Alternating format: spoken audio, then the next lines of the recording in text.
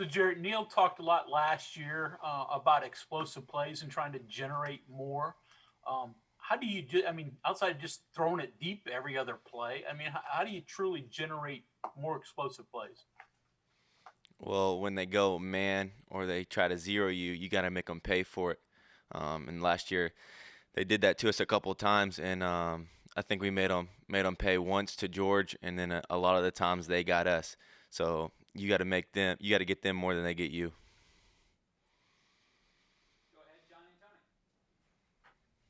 Hey, Jarret, just review last year's game. I know you passed for a lot of yards against them, but you struggled in the red zone. What do you recall from that game, and why did you struggle so greatly against Oklahoma State last year?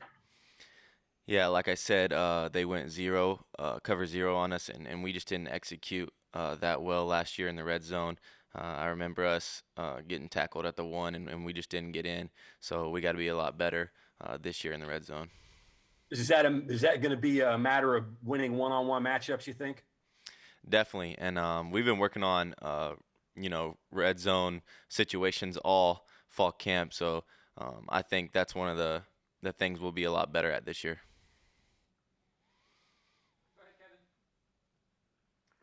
Jared, someone had made an observation that they felt like your arm strength was better this year. Is that the case? And if so, were there specific things in the offseason you did to improve that? I wouldn't say it's too much of a difference. I think it has gotten a little bit stronger, and I think that's just being with Mike Joseph in the weight room, getting stronger and getting bigger, and maybe having a little more velocity on my ball now.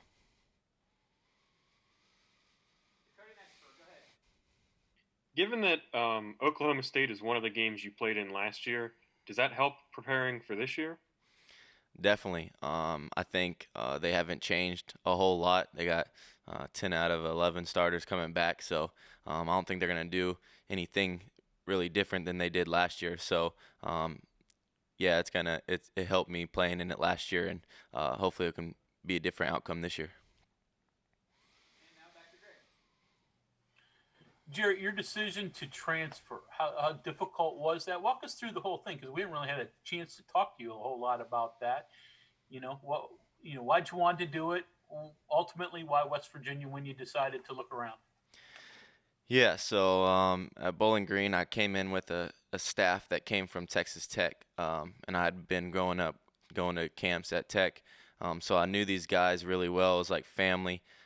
My brother was on the staff. He was a receivers coach, and all those guys ended up getting fired after the season, and so I decided I wanted to go try to play big time football at the highest level of competition. So I jumped in the portal.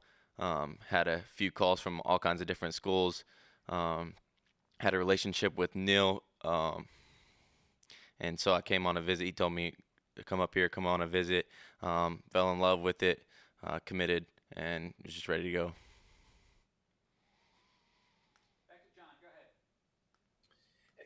Getting back to Oklahoma State's defense, I'm sure you're aware they were Tulsa was 0 for 12 on third down, which is a ridiculous stat.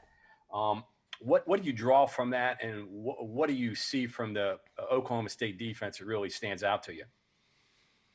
Yeah, like I said, on third down, they man you up, and they think they're better than you. So we got to depend on our guys to win one-on-one battles, and that'll help us,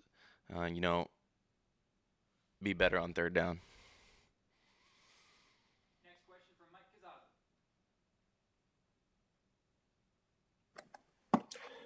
See, John got me a little bit there, stole my thunder. But if I guess I'll ad lib here too. As you go back and kind of replay things last game, it didn't seem like you were playing behind a new center and a new left tackle, and I really don't think you got hit or touched at all too. Surprised by that, or did you just kind of put blinders on and go out and play, and at the end of the day you realized that you hadn't been hit? In the EKU game? Yeah. Yeah, I knew. I believed in our O-line. I knew I wasn't going to have too much pressure.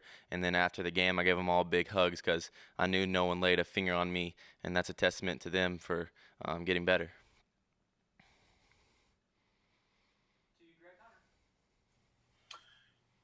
So, Jared, going back to your younger days when your brother played against West Virginia, that was a big game out there. West Virginia was top 10. Your brother had a huge game. So I assume you were there. What were your thoughts, and what was your relationship like with Neil when you were a youngster, even before you were a recruitable athlete? Yeah, I remember that game like it was yesterday.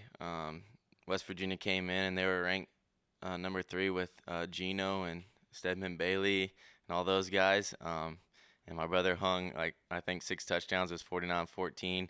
And I ended up rushing the field. I was about 7th or 8th grade. I rushed the field. And now hopefully I can swap the roles here this year. And my relationship with Neil, I've always had a relationship with him just because my brother played at Tech when he was there. I went to camps. Me and Charlie Brewer used to go, and Neil would take us down to the stadium, and it would just be me and him throwing, and Coach Brown would be, evaluating just us two.